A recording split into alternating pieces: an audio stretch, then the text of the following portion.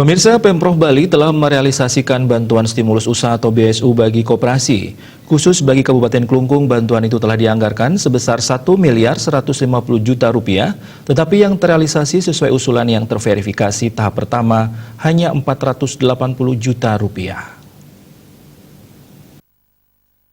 Dikatakan Kepala Dinas Koperasi UKM dan Perdagangan Klungkung, Wayan Ardiansyah, setiap koperasi memperoleh bantuan sebesar 10 juta rupiah. Dari anggaran yang sudah terrealisasi sebesar 480 juta rupiah, artinya baru ada 48 koperasi yang menerima bantuan tersebut di Klungkung. Sementara total koperasi ada sebanyak 141 unit, di mana yang tidak aktif ada sebanyak 26 unit koperasi. Saat ini di Klungkung ada sebanyak 115 unit koperasi yang masih aktif, berarti ada sebanyak 67 unit koperasi yang belum menerima bantuan tersebut. Ardiansyah mengungkap ada banyak penyebab realisasi bantuan ini hanya untuk 48 koperasi. Pertama, 60% koperasi di Klungkung berbentuk KPN, Koperasi Pegawai Negeri, di mana anggotanya adalah para ASN dan tenaga kontrak. Koperasi berbentuk KPN usulannya untuk menerima bantuan tersebut pada tahap pertama ini dikatakan langsung ditolak oleh Pemprov Bali. Uniknya, ada pula beberapa koperasi yang menolak bantuan, seperti Kopas Serinadi sebagai koperasi terbesar di Klungkung, Koperasi Walet Sari di Desa Lembongan, dan beberapa koperasi lainnya. Ada pula yang belum mengajukan karena keterbatasan informasi yang sampai kepada pengurus koperasi. Mereka yang masih tertinggal berkesempatan untuk memperoleh bantuan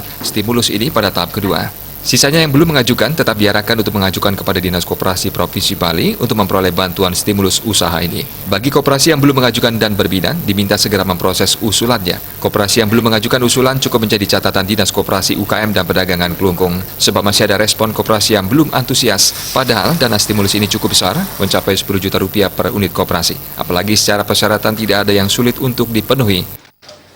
Bagi Harta Bali Pos melaporkan.